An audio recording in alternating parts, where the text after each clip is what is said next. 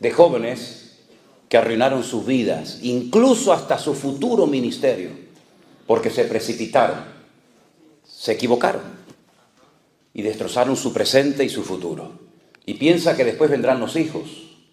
Y después, ¿qué? ¿Los llevamos a la iglesia católica a misa o los llevamos a la escuela dominical con el papá y con los abuelos? ¿Qué hacemos? Por lo tanto, las decisiones importantes de la vida se suelen tomar ahora. Ahora, cuando ponemos la base de lo que va a ser tus próximos 20, 30 años. Por eso ora al Señor, busca. Mira, más vale llorar una semana. Se lo dije hace poco a una muchacha, creo que fue en Las Vegas. Le digo, mira, más vale llorar, en Miami. Más vale llorar una semana que llorar toda una vida. Yo conocí a una muchacha que un día llegó y me dijo si le podía firmar los documentos para ingresar en una escuela bíblica, porque sentía en su corazón que tenía que prepararse para servir al Señor. Y yo se los firmé y bueno, fue a un campamento de jóvenes cristianos y cuando regresó me dice, no voy a ir a estudiar a la escuela bíblica. Y le digo, ¿por qué? Dice, porque he conocido a un chico, era un viejo, era mucho más grande que ella, ¿no? Y no voy a ir porque creo que este es el hombre de mi vida. Y le dije, la semana pasada me dijiste que Dios había puesto en tu corazón y que Dios te había llamado para que te prepararas y le sirvieras. Y en tan solo una semana Dios cambió de opinión y te puso en medio a un hombre que no es el hombre de tu vida y lo vas a ver. Bueno, no hubo manera de convencerla, se casó con él, fue la mujer más desgraciada del mundo. Los pocos años que duró con él fueron una tragedia, él le pegaba, él la humillaba, parecía cristiano, en la iglesia era un santo, en la casa era un demonio. Muy atractivo, muy alto, muy no sé qué. Esta chica, cuando la miraba a la cara, agachaba la cabeza porque sabía perfectamente que había destrozado su vida. Un día cuando fue a entrar a su carro, a su coche, al abrir así la puerta, ¡pum!, cayó muerta fulminada en el suelo y ahí quedó su historia. ¿Qué necesidad tenemos de complicarnos la existencia? ¿Qué necesidad tenemos de sufrir toda una vida, verdad? Por haber tomado una decisión equivocada, con el hombre o con la mujer equivocada. Porque esto no es un contrato, esto es un pacto. Incluso como creyentes, seamos honestos, podemos tener incluso problemas en los matrimonios, ¿sí o no? Aún siendo los dos cristianos, aún siendo los dos hijos de Dios y aún yendo los dos a la misma iglesia. Imagínate tú uniéndote en yugo desigual. ¿Quieres convencer a Dios de que el que está equivocado es Él y no tú? ¿Quieres convencer a Dios de eso? Ya desde la antigüedad el Señor le venía enseñando de muchas maneras diferentes al pueblo de Israel que hay cosas en la vida que separadas funcionan, pero como las juntes, como las quieras mezclar, las arruinas. Miren, por ejemplo, la sal y el azúcar. Todos tenemos en casa un bote, un frasco con sal y otro con azúcar. Y por separado funcionan perfectamente. A mí me gusta tanto la sal como el azúcar. La sal es mal para la tensión, sí, pero yo tengo la tensión siempre por el suelo. Mi tensión siempre está por abajo de lo normal. Y mis pulsaciones son, en las noches llego a 38, 40 pulsaciones y durante el día no paso de 54, 55. Es así, toda mi vida ha sido así. Por lo tanto puedo comer toda la sal que me dé la gana. Y azúcar, vas a ser diabético. Un día comí 5 pasteles y me hicieron la prueba del azúcar y no tenía ni el mínimo. Así que puedo comer todos los pasteles que me dé la gana. Una maravilla, ¿no? Pero si usted junta en un mismo frasco azúcar y sal, lo estropea. Lo echas a perder. ¿Para qué sirve? Para nada. Para nada. Por eso el Señor en el Antiguo Testamento le decía a la gente, mira, cuando usted siembre su campo, a los agricultores, ¿verdad? No es como, por ejemplo, no sé aquí en Estados Unidos, pero por ejemplo en España, cuando alguien siembra maíz, entre planta y planta de maíz, por el centro siembra, por ejemplo, papas. Y así aprovecha, ¿no? Eso estaba prohibido en la Biblia. Usted está inutilizando la tierra. Los minerales que extrae la papa o el maíz son diferentes y al final le estás arruinando la tierra. Y por eso incluso hasta la tierra tenía que descansar cada 7 años. No se podían mezclar cosechas, no se podían hacer injertos, no se podía vestir una persona, hombre o mujer, con 2 tipos de materiales diferentes. No te podías vestir con un pantalón de lino y una camisa de lana o un jersey de cualquier otro material. Tenía que ser todo igual, de arriba abajo vestido de lana o de algodón o de poliéster, pero no se podían hacer mezclas. Cuando ibas a arar el campo no se podía coger el yugo, ¿verdad? Ese trozo de madera y ponerlo sobre un buey y al mismo tiempo sobre un mulo o sobre un camello. Dice, no puedes unir yugos desiguales. Y todo eso el Señor los fue enseñando a lo largo de la historia para enseñarnos que hay cosas que mejor no las mezcles. Y Pablo dice, no se puede mezclar luz con tinieblas, porque no son compatibles. Y no sé por qué, pero usted sabe perfectamente, esto lo saben hasta los ateos, hasta los que no creen en Dios, que si usted tiene un saco de, pongamos de papas, hoy me dio por las papas, mañana hablaré de otra cosa. Si usted tiene un saco de papas y tiene una sola podrida, ¿por qué las 99 sanas no sanan, no cambian a la enferma?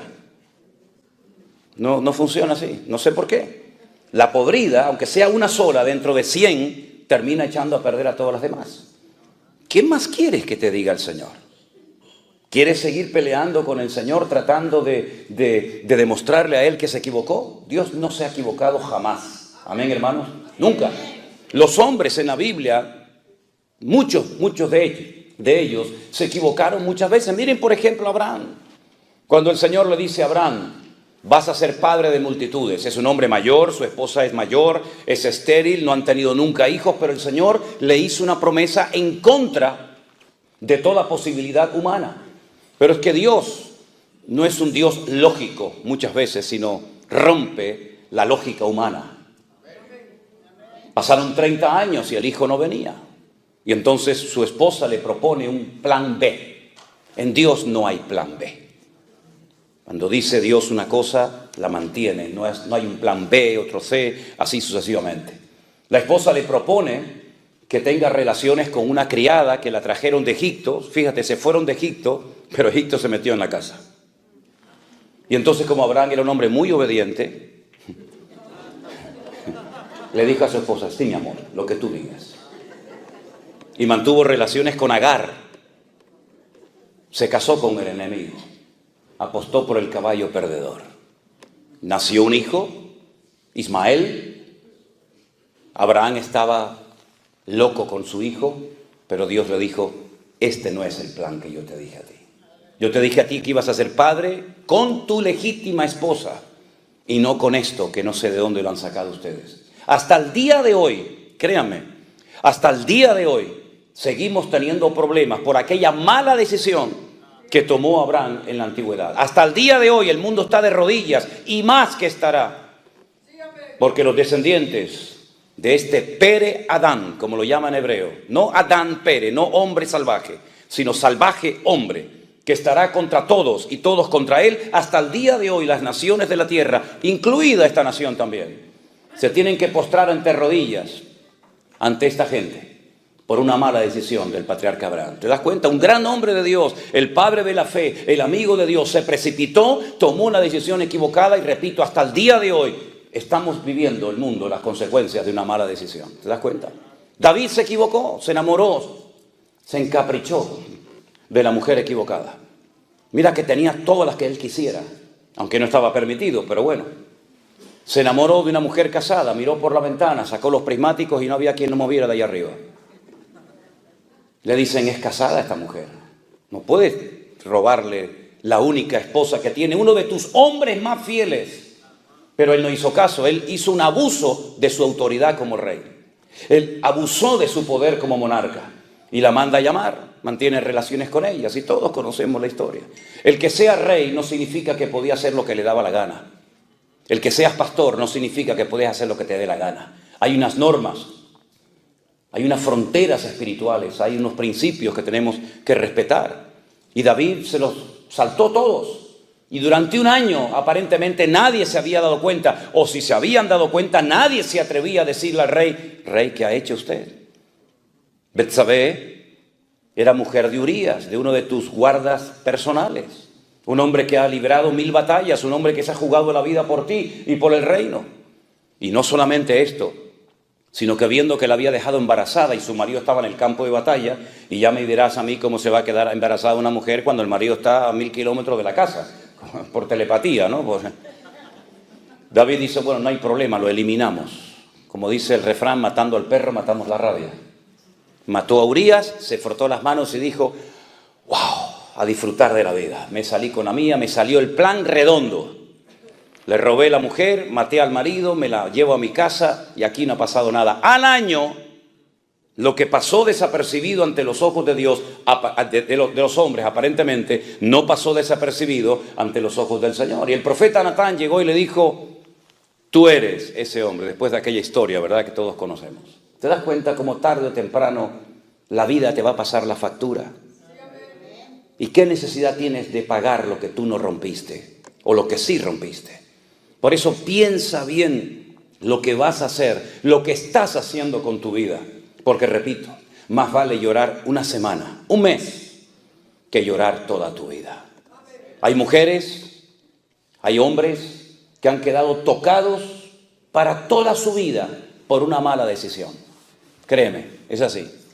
Han quedado heridos, han quedado lastimados con su herida abierta y después de años todavía aún no se han logrado recuperar. El Señor, cuando nos da una orden en su palabra, no es para que lo pases mal, al contrario, es para evitarte sufrimientos innecesarios, porque ya tenemos bastante con los sufrimientos necesarios que tenemos que pasar, como para meternos en líos y en enredos y sufrir por lo que nunca teníamos que haber sufrido. Hay batallas en la vida que tendremos que pelear. ¿Amén, hermanos? Hay batallas que tendremos que pelear. Pablo decía, yo he peleado la buena batalla, no la mala. Hay batallas en las que mejor no te metas, porque puedes terminar perdiendo tu vida o arrastrando a tus hijos, arrastrando a tus amigos y familiares al terreno equivocado. David iba a las batallas que el Señor le decía que fuera y obtenía victorias porque eran las batallas de Dios. Y él iba con el respaldo y el favor de Dios. Pero Jonatán, su íntimo amigo, fue un día a una batalla que nunca tenía que haber ido, jamás. Porque él sabía perfectamente que él no tenía que apoyar más a su padre, porque ya ni siquiera Dios lo apoyaba. ¿Y por qué voy a apoyar? ¿Por qué voy a respaldar, incluso hasta con mi presencia, algo donde Dios ya no está? Dios le dijo al profeta Samuel, no ores más por él. Lo he desechado, no me sirve. Es un desobediente de pies a cabeza. Búscate a otro hombre, búscame un hombre conforme a mi corazón. Jonatán sabía perfectamente que el futuro del país no pasaba por él. Él sería el segundo en el reino como amigo de David, pero nunca sería el siguiente rey de Israel, porque ni siquiera podía serlo bíblicamente, porque era de la tribu de Benjamín, y los reyes, según la Biblia, tenían que ser de la tribu de Judá. Por lo tanto, reconoce que el pueblo se precipitó, tomó una decisión equivocada. Y por eso Saúl, que como yo lo llamo, un juguete roto, llevó al país a la ruina. A la ruina. La gente estaba hundida en impuestos, en miseria, en pobreza, en depresión, en desánimo terrible. Preferían irse a una cueva a meterse con un pastor de ovejas, la cueva de Adulán, donde estaba David, que estar apoyando a Saúl. Pero su hijo, sabiendo que él no va a ser el rey de Israel, se va a pelear contra los filisteos. Y entonces dice la Biblia que ese día cayó muerto en el campo de batalla. Qué tristeza, ¿verdad? Un buen muchacho, era un buen muchacho. Jonatán era un hombre excelente.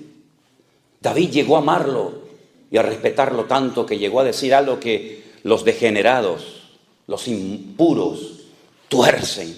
Como dice la Biblia, que los inconversos tuercen las escrituras para su perdición. David, cuando se entera de que ha caído en el campo de batalla su íntimo amigo Jonatán, llora a gritos. Se rasga las vestiduras y dice, Jonatán, Jonatán, amigo mío, que tu amor me fue más dulce que el de las mujeres. Lloró por su amigo Jonatán porque murió en un lugar equivocado, apoyando a alguien que nunca tenía que haber apoyado, ni siquiera juntarse con él. Y murió por pelear una mala batalla. Pero David nunca cayó en el campo de batalla porque peleaba las buenas batallas donde Dios le decía que tenía que estar. ¿Qué batallas tú estás librando como hombre? ¿Qué batalla tú estás librando como mujer, como madre, como hijo, como esposa? ¿Qué batalla estás librando? ¿Es una batalla buena? ¿Es una batalla necesaria por la cual tienes que pasar? Bueno, gloria a Dios. Dios te va a dar la fortaleza Él es tu pronto auxilio en las tribulaciones, por tanto no temeré lo que me pueda hacer el hombre. Aunque un ejército acampe contra mí, no temerá mi corazón, porque tú eres mi luz y mi salvación. Caerán a mi lado 1000, 10.000 a mi diestra, mas a mí no llegará. En esas buenas batallas puedes contar con el favor y el respaldo de Dios. Pero en las malas batallas, donde tú te has metido por tu mala cabeza, por no haber consultado previamente con el Señor, puedes llegar a terminar perdiendo lo más valioso que tienes, tu alma, la vida eterna. ¿Y de qué sirve que ganes todo el dinero y todo el oro del mundo si pierdes tu alma? La Biblia llama al hombre que perdió su alma necio. Porque es un necio una persona que hipoteca su vida espiritual por una noche de placer. Es un necio una persona que cree que por pecar esa noche y salir con la suya e incluso llevarle la contraria a Dios sabiendo que está desobedeciendo al Señor, va a ser bendecido. Jamás el desobediente será bendecido por Dios. Nunca, nunca. El desobediente, dice la Biblia que Dios lo compara con un espiritista. Una persona que consulta los espíritus, entra en el mundo tenebroso de las tinieblas para manipularlo y ponérsela a su favor. Dice la desobediencia es como pecado de adivinación. Se lo dijo el Señor a través de Samuel al rey Saúl. Porque el desobediente es un manipulador. Siempre tiene una respuesta. Siempre tiene una excusa. Sí, pero bueno, hay pecados peores, mamá. En la iglesia hay muchos hipócritas. Ay, por eso, como hay muchos hipócritas en la iglesia, ¿tú tienes licencia para pecar? Como le dijo el Señor a Job, ¿me vas a condenar a mí para justificarte tú? Claro que hay pecados peores que los que podemos cometer en la vida, pero tú no tienes que rendirle cuentas por nadie delante de Dios, sino cuidar tu vida, porque solamente tienes una. Y lo más importante de la vida, ¿sabes lo que es? La vida. Eso es lo más importante, la vida que tienes. Aprovéchala y inviértela en las cosas del Señor antes de que vengan los días malos, dice la palabra de Dios, y no tengas en ellos contentamiento. Y en vez de haber muerto en paz diciendo como aquel gran varón de Dios, he peleado la buena batalla. Aleluya. He acabado la carrera. He guardado la fe. Terminar tus días amargado, frustrado, solo, ¿verdad? ¿Qué necesidad tienes de hipotecar tu futuro? Porque ahora tal vez no estás poniendo a Dios en primer lugar en tu vida. Dios no es un añadido más. Tengo esto y también tengo a Dios. No. Dios tiene que ser el centro de nuestras vidas. Tiene que ser la base y fundamento de nuestro hogar. Tiene que ser lo más importante en la vida. Porque podrás tener muchas cosas, pero separados de mí, dijo el Señor, nada podrás hacer. Serás un hombre de éxito en los negocios, en empresas, en lo que tú quieras. Sin Dios eres un pobre desgraciado. A una iglesia entera, no a un individuo, no a una persona, sino a una iglesia entera, le dijo el Señor, pobres, ciegos, desnudos, miserables y desventurados. Jamás tales calificativos había utilizado el Señor para dirigirse a nadie, ni siquiera a su pueblo Israel. Sin embargo, esa iglesia que era la última mencionada en la Biblia, la iglesia de la Odisea, fíjate lo que ellos decían. Fíjate, escucha. No tenemos necesidad de nada. Nos hemos enriquecido. Y el Señor le dice, ¿cómo? ¿Que no tenéis necesidad de nada? ¿Estáis ciegos? Miserables. Compren colirio, que es como metafóricamente, compren algo, la fe que les va a producir ese cambio, esa transformación de la mente para que puedan ver la situación miserable en la que se encuentran. Es terrible, ¿verdad? Hay distintos niveles en el pecado. Y uno de los últimos eslabones de la cadena del desorden personal es la ceguera espiritual. Como decimos, ya ni siente ni padece. Tiene la conciencia cauterizada. Lo que antes le conmovía, ahora ni lo inmuta. La palabra que antes lo quebrantaba y le hacía llorar, como tiene su entendimiento entenebrecido, como se ha acostumbrado a pecar, su alma ha perdido la sensibilidad y es capaz de venir a un culto y estar pensando en lo que va a hacer dentro de un rato y volver a pecar otra vez. Porque son las distintas etapas, los distintos niveles de endurecimiento del alma. Y eso le ha pasado a mucha gente a lo largo de la historia. que incluso veían la gloria de Dios, veían milagros tremendos, únicos e irrepetibles, como por ejemplo los vio Faraón. Pero dice que él endureció su corazón. Y el Señor le dijo: ¿quieres endurecer tu corazón? Pues yo ahora te voy a ayudar, te lo voy a endurecer 4 veces más. Y ya ni siquiera viendo milagros, ni siquiera viendo un río convertido en sangre, ni un mar abierto, ni nada, ya no era capaz de reaccionar, porque endureció tanto su alma, se apartó tanto del camino de la verdad, que ya no había marcha atrás, ya no había retroceso, ya no había posibilidad de cambio. Y nadie pasa de la noche a la mañana de ser un buen cristiano, de ser un buen hijo de Dios, a este nivel que estoy hablando, pero es un proceso, hermanos. Denle importancia a las cosas pequeñas en su vida también, ¿saben? Denle importancia. ¿Saben estos árboles gigantes que ustedes tienen por aquí, por California, estas secoyas? En una ocasión se cayó una de ellas, apareció tumbada en el camino. Y la gente dijo: ¿qué ha pasado con este árbol milenario? Este árbol que ha sido el orgullo de toda esta comarca. Y la gente venía de todas partes del mundo a sacarse fotografías. Ayer no hubo tormentas, no hubo un viento huracanado, no hubieron rayos, relámpagos, sino ¿qué pasó? La gente se preguntaba. Bueno, vinieron unos expertos y extrajeron trozos de madera de su interior. Y cuando los analizaron en el laboratorio, llegaron a la siguiente conclusión: el árbol por fuera parecía muy lindo, pero el árbol por dentro estaba podrido. Las termitas habían hecho su trabajo y lo habían comido y comido y comido y comido. No se veía el problema interno que tenía. Por fuera era todo fachada y apariencia, hasta que una mañana cayó. Guarda tu corazón, porque de él fluye la vida. Guarda tus ojos. Y si te son tropiezo, arráncatelos. Mejor es entrar sin ojos al reino de Dios que bajar al infierno con tus 2 ojos viendo perfectamente. Guarda tu mente, guarda tus manos, guarda tus pies. Haz pacto con tus ojos. Y si te dominan, cósetelos. Pero no permitas que con tu mirada, con tu boca, con tus oídos, con tu corazón, peques contra tu Dios, el cual te anhela celosamente. Y si tienes problemas con esto, con el dinero, cósete los bolsillos. Dile a tu esposa: cóseme el bolsillo. Porque no sé si esto era para el Señor o era el del bolsillo derecho. Creo que era este, no estoy seguro si era este. Si tienes problemas a la hora de administrarte, cósete los bolsillos. Y pídele al Señor que te enseñe a ser un sabio y obediente administrador de los recursos que Dios te ha dado, antes de que te los quite y se los dé a otro más fiel que tú. Hermanos, ustedes ya no son niños en Cristo, llevan años escuchando palabra.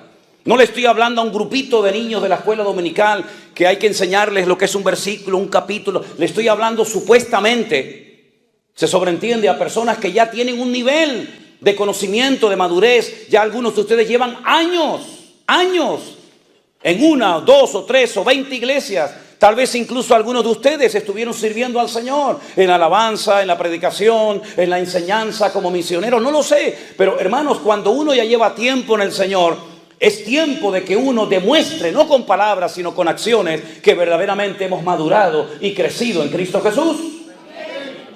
Y se nos tiene que exigir más a los que somos maduros en Cristo que a los que recién empiezan. Pero saben a veces lo que he visto, terrible, que a veces los nuevos, los que empiezan, le dan ejemplo a los viejos. Son más puntuales, son más consagrados, puedes contar con ellos para todos, ¿verdad? Y eso no debe ser así. La Biblia dice, Pablo le habla a los Corintios, 1 Corintios 13, cuando yo era niño, ¿qué hacía? Hablaba como un niño, pensaba como un niño, vivía como un niño, me comportaba como un niño, mas cuando ya fui hombre, dejé lo que era de niño. ¿Qué eres tú hoy? ¿Te hablo como un niño o como un hombre? Dime, ¿cómo quieres que te trate y cómo quieres que te ministre? ¿Como niño? Pablo dijo, cuando fui a vosotros no pude hablaros como espirituales. No pude, quería pero no podía, porque aún sois niños carnales, inmaduros. ¿Y en qué se basaba Pablo para llamarles niños, carnales? Dice, no sois niños y andáis como hombres, habiendo entre vosotros celos y disensiones, y diciendo yo soy de Pablo y yo soy de Apolo. ¿Eso es una señal de madurez? ¿Eso es una señal de madurez? Por eso tuve que dar leche, porque no erais ni sois capaces todavía. Pues habiendo entre vosotros celos, iras y contienda, no sois carnales y andáis como los hombres. Pero ojo, eso lo dice Pablo en el capítulo 3 de Primera de Corintios. Pero si usted lee Primera de Corintios capítulo 1, Pablo dice, hermanos, doy gracias al Señor de que nada os falta en ningún don. Nada. La única iglesia de toda la cristiandad que podía presumir, entre comillas, de tener todos los dones dentro de la congregación, todos. Y Pablo menciona en 1 Corintios 12, 9 dones. No son los únicos. Hay otra lista en Romanos 12, que usted tiene que leerla también. Pero en 1 Corintios él menciona 9 dones, clasificados en 3 grupos diferentes. Dones de poder, dones de expresión, dones de revelación. Ningún don falta en la iglesia de Corinto. Capítulo 1. Capítulo 3. Niños, inmaduros, carnales. Y uno dice, pero ¿cómo es posible que esta gente que estaba hace 10 minutos hablando en lenguas y profetizando y haciendo cosas tremendas, sea capaz, la misma gente, en un momento, de comportarse como niños y como carnales? ¿Es que acaso no nos puede pasar eso a nosotros hoy en día, hermanos? Menos mal que nosotros no vivimos en la época bíblica. Menos mal. Porque a lo mejor en vez de hablar de que David se asomó a la ventana y miró a la vecina y la codició, a lo mejor hubiera salido mi nombre en ese capítulo. Menos mal que yo no estaba la noche que Jesús dijo, hay uno de vosotros que me va a entregar. Y también le dijo a uno de ellos, y antes de que el gallo cante 3 veces tú me negarás. Menos mal que yo no estaba esa noche en esa habitación. Porque a lo mejor en vez de hablar de Pedro, hubiera salido mi nombre diciéndose, yo no conozco a este hombre, no lo conozco, no sé quién es. Menos mal que nosotros no nacimos en aquella época. Porque la Biblia habla de Demas, la Biblia habla de Alejandro, la Biblia habla de Pedro que negó al Señor, la Biblia habla del pecado de David. La Biblia habla de tantos pecados de hombres, pero ¿por qué no estábamos nosotros allí? Porque si hubiéramos estado nosotros allí, amigo, otro gallo cantaría. Capaz que en vez del nombre de ellos, sería nuestro. ¿No crees? Ese hombre Pedro que caminó por encima de las aguas, que con su sombra en la iglesia primitiva, dice que cuando caía su sombra sobre los enfermos, muchos de ellos eran sanados. Ese mismo hombre, cuando el Señor en el norte de Israel, donde tú estuviste, Jeremías, en Banias, en Cesarea de Filipo, pregunta al Señor, ¿quién dicen los hombres que soy yo? Todos mantuvieron el más absoluto silencio. Nadie era capaz de decir, tú eres esta persona para mí. Todavía como que no lo tenían muy claro. Entonces comenzaron a decir, bueno, por ahí algunos dicen, comentan, que tú puedes ser Elías el profeta. Como los judíos estaban esperando a Elías, pues puede ser que este fuera el Elías que esperábamos. Algunos piensan que tú eres Juan el Bautista, que ha resucitado de entre los muertos y como que se te ha metido aquí dentro. Y otros piensan que eres Jeremías o algún profeta. Y entonces Jesús dice, ¿y yo para vosotros quién soy? Todos guardaron silencio. ¿Hubiéramos respondido nosotros? ¿O también hubiéramos mantenido el silencio? Solamente uno se atrevió a decir, y no porque lo había aprendido en la sinagoga, sino porque fue en ese momento una inspiración, una revelación que le vino de lo alto y dijo, tú eres para mí el Cristo, el Mashiach, el ungido, el Hijo del Dios viviente. Y el Señor le dijo, bienaventurado eres, Simón, Pedro, porque esto que acabas de decir no te lo reveló sangre ni carne, sino mi Padre que está en los cielos. Ahora ha hablado mi Padre a través de tus labios. ¿Cuántos dicen amén? Espera, no aplaudas todavía. Espera, ahora viene la segunda parte. Ok, ya sabes quién soy, ¿no? Sabes quién soy, el Mesías, el Hijo del Dios viviente. Conocerás las Escrituras, ¿no? Vamos a subir a Jerusalén y voy a ser desechado y crucificado por los hombres. Y comienza a relatar todos los sufrimientos y toda la humillación que va a experimentar. Y lo tienes que saber porque tú sabes quién soy yo. En el momento en el que Pedro, que seguramente infló el pecho como el pavo real, mira lo que me acaba de decir el Señor. En el momento en el que Pedro se entera que van a matar a su Señor, que van a crucificar a su Maestro, automáticamente el mismo Pedro, recién felicitado por el Señor, recién alabado por el Señor, públicamente dice, no, espera, para, aguanta, no, de ninguna manera. ¿Cómo que te van a matar? Y yo que he dejado mi casa, mis barcas, mis redes, mi familia, mis amigos, yo que le he hablado a mis vecinos de que he encontrado al camino, a la verdad, a la vida, al autor de la vida, al consumador de la fe, yo que me la he jugado por ti, de ninguna manera, en absoluto. Yo no voy a permitir que te lleven a la cruz. Y el mismo Señor Jesucristo que recién lo acababa de alabar, ahora dice, apártate de mí, Satanás. Aplaude ahora si quieres. Ay, amigo. Satanás lo llamó en público. Imagínense si yo en esta mañana a uno de ustedes cuando me dice algo le digo, apártate de mí, Satanás. Se acabó mi ministerio en San Francisco. Este hombre no tiene amor. Si a veces digo 4 cosas y la gente dice, uy, qué duro habla, y se asustan como si fuera un coco. Imagínate si le dijera a alguno de ustedes, apártate de mí, Satanás. Imagínense. Pues lo tuvo que oír. El mismo hombre que fue utilizado para alabar al Señor, para reconocer públicamente quién era, el mismo personaje ahora le dice, hablando Satanás por sus labios, no vayas a la cruz a morir. ¿Saben lo que le está diciendo? Si no hay cruz, no hay gloria. Si no hay cruz, no hay perdón de pecado. Si no hay cruz, no hay resurrección de los muertos. Si no hay cruz, no hay segunda venida. Si no hay cruz, no hay milenio. Si no hay cruz, no hay nueva Jerusalén. Si no hay cruz, no hay nada. Por lo tanto, ¿sabes lo que estás diciendo? Estás impidiendo que más de 150 profecías se cumplan, Pedro.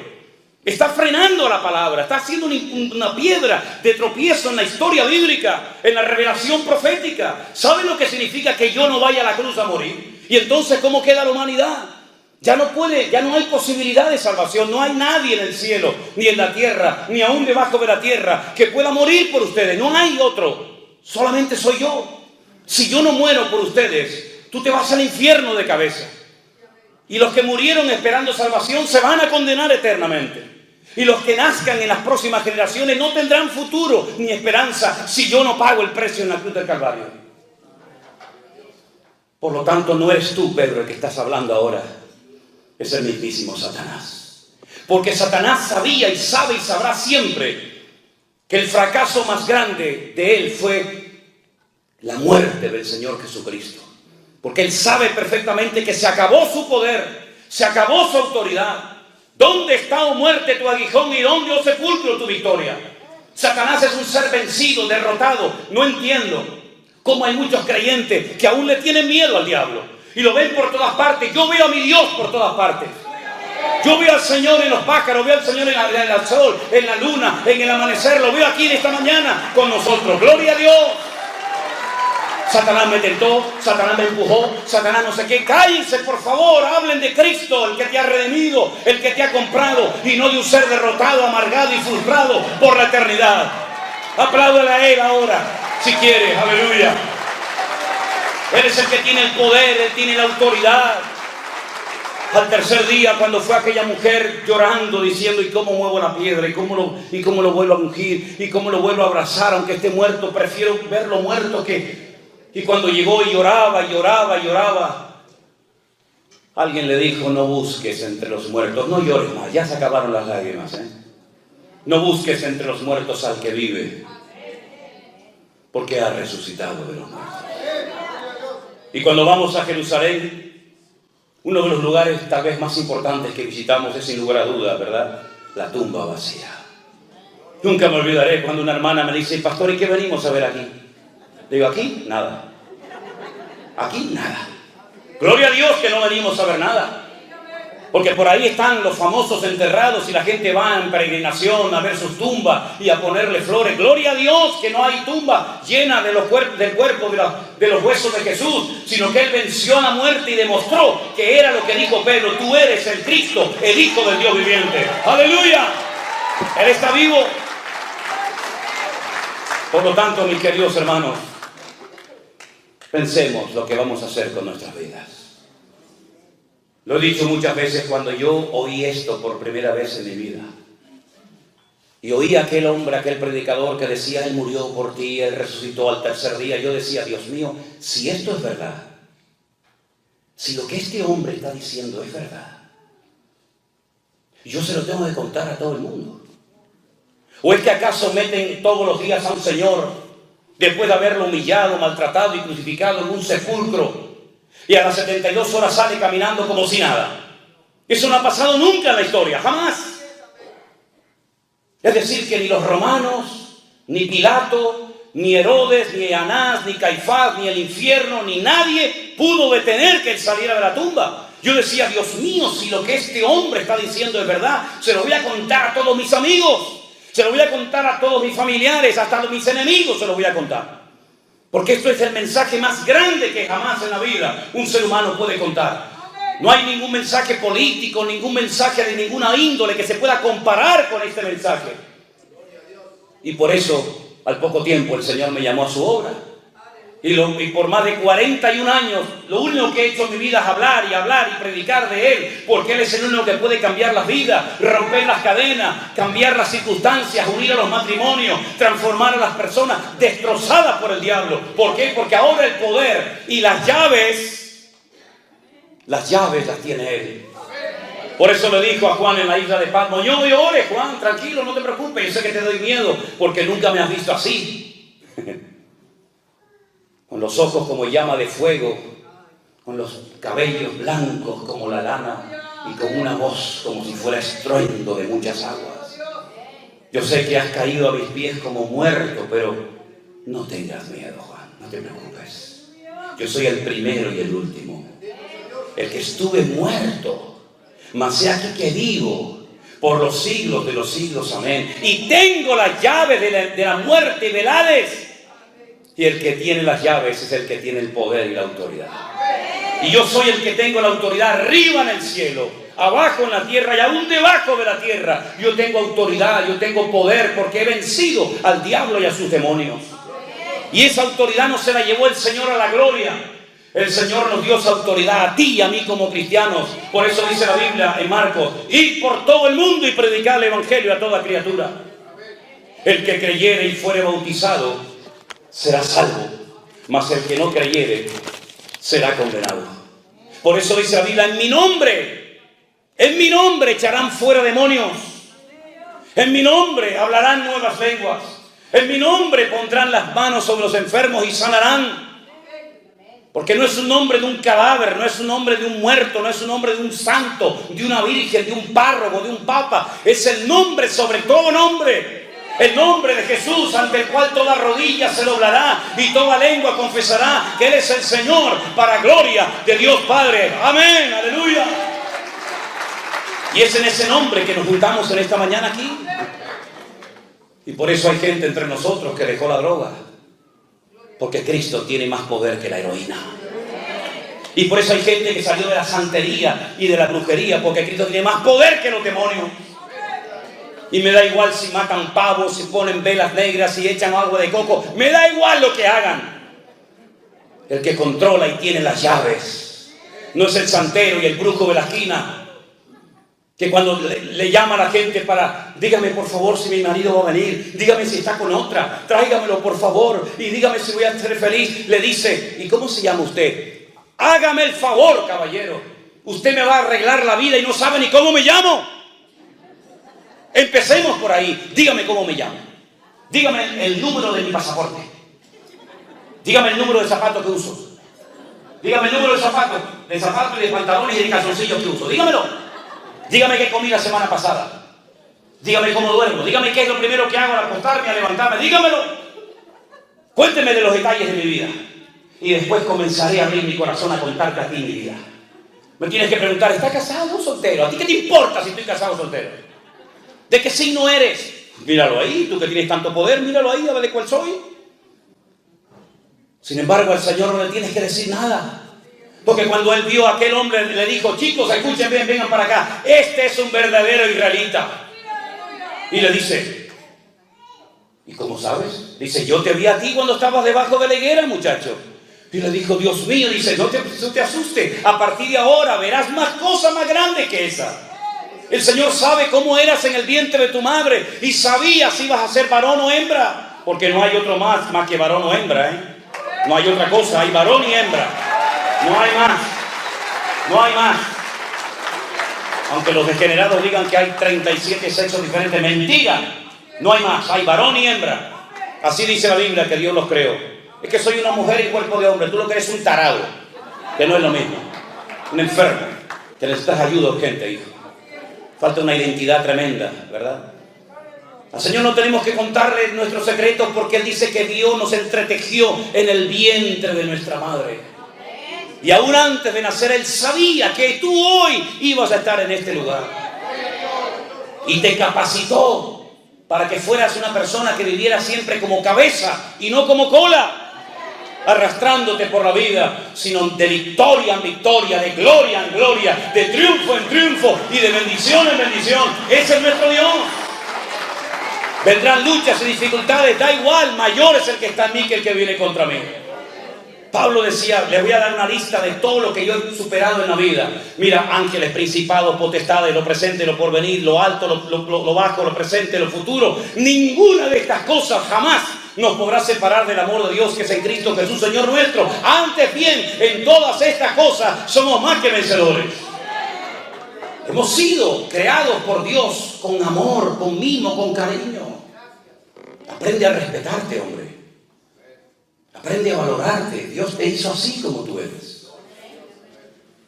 Y el día que tus padres tuvieron relación, 5, 6, 7, 8, 9, 10 millones, depende, podían haber nacido antes que tú. Pero ¿saben qué? Yo llegué el primero. ¿Me están entendiendo? Yo no sé dónde se quedaron los 9 millones, ni me interesa. Pero yo sé que cuando era una cosa así, con un rabo que parecía una lagartija más que un ser humano, yo le gané a todos. Y mi Dios permitió que yo llegara allí donde tenía que llegar. Y si antes de conocerlo a Él, si antes de tener el Espíritu Santo dentro de mi cuerpo, si antes de haber sido redimido y comprado por la sangre de Jesús, si antes de tener mi nombre inscrito en el libro de la vida, le gané a 9 millones o a 10 o a lo que fuera, ¿cuánto más ahora que el Señor está con nosotros como poderoso gigante y nadie nos podrá separar del amor de Cristo? Por lo tanto, no vivas como un mequetrefe, no vivas como un amargado, siempre pidiendo oración por aquí y por allá. Ore usted a Dios, que Dios a usted lo oye igual o más que a mí, mi querido hermano. No dependa del apóstol, no dependa del reverendo, no dependa del gran ungido de Jehová, dependa única y exclusivamente de Él. Y si tiene un problema, entre en su casa, en su habitación, cierra la puerta para que nadie le oiga, póngase de rodillas o tírese al suelo como yo hago, y tu Padre que te ve en lo secreto te recompensará en público. Y aprender a descansar en Dios, decir, bueno, yo he orado, Dios me ha escuchado, ahora pacientemente voy a esperar a ver cómo Dios lo va a hacer. Pero que Dios tiene el control, no le quepa a usted la menor duda. Cuando aquel arcángel tremendamente poderoso, y les puedo asegurar que nada de lo que estoy diciendo lo tenía pensado compartir en esta mañana, créanme, en absoluto.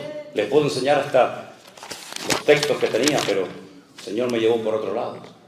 Cuando aquel arcángel tremendamente poderoso se acercó a aquella jovencita comprometida con un tal José y le dice, salve muy favorecida, bendita tú entre las mujeres. Ella se quedó sorprendida diciendo, pero ¿qué salutación es esta? Jamás Dios, jamás ningún arcángel le ha dicho a una mujer a lo largo de la historia de la humanidad, bendita tú entre todas las mujeres. Y le da 7 profecías, están en Lucas, 7 profecías, 4 se han cumplido, 3 todavía faltan por cumplirse. Tendrás un hijo que reinará sobre la casa de Jacob para siempre, su reino no tendrá fin. Y ella oye aquello y se queda tan impactada. Y la única pregunta que le hace a aquel poderoso ser angelical es: ¿cómo? Porque lo que me estás profetizando es inmenso. Ni Sara, ni Rebeca, ni Ruth, ni Esther, nadie jamás ha recibido semejante sorpresa y bendición. ¿Cómo? ¿Cómo? Porque estoy simplemente comprometida, ni siquiera estoy casada todavía con mi marido. Y la respuesta fue la misma respuesta que Dios a ti y a mí nos dará siempre cuando le preguntemos al Señor: ¿cómo lo vas a hacer, Señor? Le dijo: lo que es imposible para los hombres es posible para Dios. El Espíritu Santo vendrá sobre ti y te cubrirá la sombra del Omnipotente. Así es como Dios hace la obra. A veces invisible. ¿O es que acaso alguien ve al Espíritu Santo? ¿Verdad que no? Pues esa es la forma como Dios ha escogido utilizar esta herramienta que llamamos iglesia virtual. Con un teléfono, en una isla perdida del océano, predicando la palabra viva y pura del Señor. Una mano invisible, un poder invisible ha recorrido las naciones de la tierra y ha llevado a los pies de Cristo a miles y a miles y a miles, y los que faltan todavía por conocer el Evangelio del Señor Jesús. Porque la obra el Señor la hace de una forma invisible para que nadie se lleve la gloria, para que nadie diga: fui yo, mírenme a mí, aquí estoy. No, mi hermano, la obra quien la hace es el Señor. Por eso, mis queridos hermanos, deja que en esta mañana el Señor haga lo que Él quiera en su vida. No le den instrucciones al Señor. La oración no es para decirle a Él lo que tiene que hacer o cómo tiene que hacerlo o cuándo. No, la oración no es para eso. La oración es para poner nuestras necesidades, tener comunión con Él delante de su presencia y que Él haga como quiera y cuando quiera. Y puede ser que a lo mejor el deseo de tu corazón lo veas cumplido, o no. Porque el deseo del corazón del rey David era construirle un templo al Señor, ¿verdad?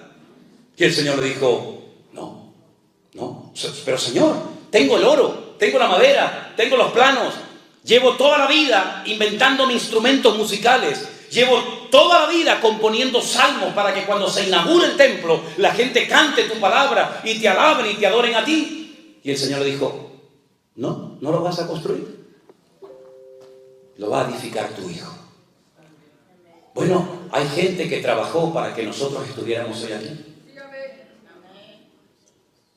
pero a lo mejor nosotros estamos trabajando para otros que hoy todavía no están aquí. Somos simplemente un eslabón en una enorme cadena que lleva miles y miles de años creciendo por todas las naciones de la tierra. Y uno le pasa el testigo al otro, y el otro al otro, y el otro al otro, hasta llegar a nuestros días. Porque para poder llegar tú y yo esta mañana a este lugar, hubo mucha sangre que se derramó por el camino. Y para yo poder abrir una Biblia y leerla, hubo mucha gente que murió quemados en la hoguera. Lejos de aquí, pero que murieron quemados. Y para que yo pudiera tener una palabra y decir: mira, el Señor dijo esto y dijo aquello, y para que la pudiéramos entender en nuestros propios idiomas y lenguajes, hubo un sacrificio tremendo que otros tuvieron que hacer para que hoy yo aquí sentado en este lugar tan hermoso pueda disfrutar y alabar a mi Dios. Pero nuestros hermanos en el pasado pagaron un precio elevadísimo. Y por eso yo quiero concluir en esta mañana diciéndoles a los hermanos de la iglesia virtual, porque hay hermanos tal vez de otras congregaciones y ahí yo no entro, pero los hermanos de la iglesia virtual vamos a estar preparados para lo que viene. Vamos a estar preparados. Porque en la Biblia vemos que Dios le daba tiempo a su pueblo, tiempo a sus siervos, para que se prepararan adecuadamente, para que cuando llegara el momento estuvieran preparados y aquel día no les sorprendiera, como dijo el Señor, como ladrón en la noche. Noé pasó por el diluvio, sí, se lo comió todo. Pasó por todo el diluvio, desde el día 1 hasta el último día, pero estaba preparado. Dios le dio tiempo para que se preparara. Y fue más el tiempo que duró la preparación que el tiempo que estuvo dentro del arca. En el arca estuvo 1 año, preparándose estuvo 120, ¿verdad? Por eso es muy importante que estemos preparados. Y yo les voy a decir algo que a lo mejor a más de uno le va a sorprender, pero a mí me da exactamente igual lo que usted opine.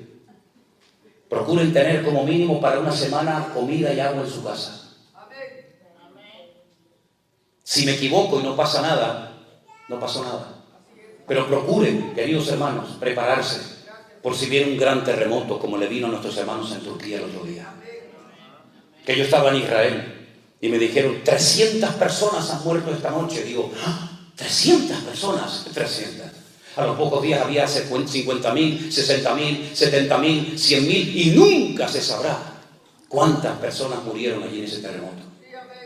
¿Son ellos peor, cristianos, los hermanos que murieron, iglesias que se cayeron, pastores que murieron, jóvenes que murieron que nosotros? Estemos preparados, queridos hermanos. Los tiempos que se avecinan no son tiempos fáciles, ni para la economía, ni en el mundo espiritual, ni para la familia. ¿O es que no estamos viendo cómo el mundo está, hermano, entrando en un sistema, en un caos, como yo digo, en coma? ¿No estamos viendo cómo las familias están siendo sacudidas en todas partes del mundo? Lo que le enseñan a nuestros hijos en las escuelas y en las universidades, jamás pensábamos que iba a ocurrir en nuestro tiempo, pero ya lo estamos viendo, ya está aquí. El mismo Señor Jesucristo le dijo a sus discípulos, y nosotros hoy somos sus discípulos, que la maldad se multiplicaría, y por haberse multiplicado la maldad, el amor de muchos se enfriaría. ¿No hemos visto a miles de cristianos, miles de iglesias frías, tibias, incluso hasta que se cerraron en unos poquitos meses de pandemia? ¡Ay, si la pandemia hubiera durado un par de años! ¿Cuántos hubieran permanecido en pie? Simplemente unos meses, unas cuantas semanas sirvieron para demostrar la realidad, la poca base, la poca consagración, la poca santidad que había allá adentro. ¿Y cuántas iglesias se cerraron y nunca más se abrieron? Iglesias con poca gente, iglesias con mucha gente, iglesias con cientos de personas, iglesias hasta con miles de personas se cerraron porque no aguantaron el fuego de la prueba. Pero el Señor nos está hablando muy claramente de hace mucho tiempo, hermanos. No entren en el sistema del mundo, porque serán víctimas del sistema del mundo. Miren al Señor, tengan los oídos abiertos, recuperen la sensibilidad, el olfato, sepan leer las cosas que están sucediendo a nuestro alrededor. Miren cómo está Israel, miren cómo está Europa, miren cómo está América, miren cómo está Latinoamérica, miren cómo está el mundo, hermanos. Dice el Señor, si el Señor no acortare aquellos días, nadie se salvaría.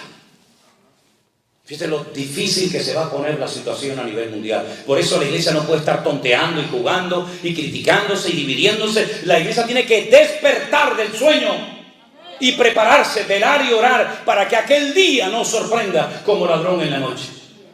Por eso hoy a la mañana vamos a tener un momento muy lindo dentro de un rato, y es bautizar, como dice la palabra de Dios, a hermanos nuestros. Y eso me gusta porque es el momento en el que la gente está demostrando, no con palabras, sino con hechos, con acciones, que van en serio con el Señor porque han entendido el Evangelio. Los hermanos que se van a bautizar están esta mañana aquí. Están entre nosotros. ¿Pueden poner de pie, por favor? 1, 2, 3, 4, 5. ¿Hay alguno más? 6. Gloria a Dios, damos un aplauso al Señor. Gloria a Dios, qué bueno, qué bueno. Vengan un momentito adelante los que se van a bautizar. Pónganse aquí, miren a los hermanos, por favor, en esta mañana. Qué bueno. Hermanos que se quieren bautizar, poner en práctica la palabra, eso es un gozo y una alegría tremenda. Gloria a Dios, qué lindo. Gracias al Señor. Gloria a Dios, gloria a Dios. Pónganse aquí en el centro, hermanos, pónganse aquí. Gracias al Señor. Díganos sus nombres, por favor. Empezando por aquí, por mi izquierda. Andrea. Regina. Víctor. Nexi. José Juan. Y Carolina. Gloria a Dios. Hermanos queridos. Un momentito. Nosotros no hemos obligado a esta gente ni le hemos dicho que se tienen que bautizar. Yo por lo menos no. Y estoy seguro que Jeremías tampoco. ¿Es algo que el Señor ha puesto en vuestros corazones? Esto no es como una secta que en un tiempo determinado sí o sí se tienen que bautizar. Esto no es por presión.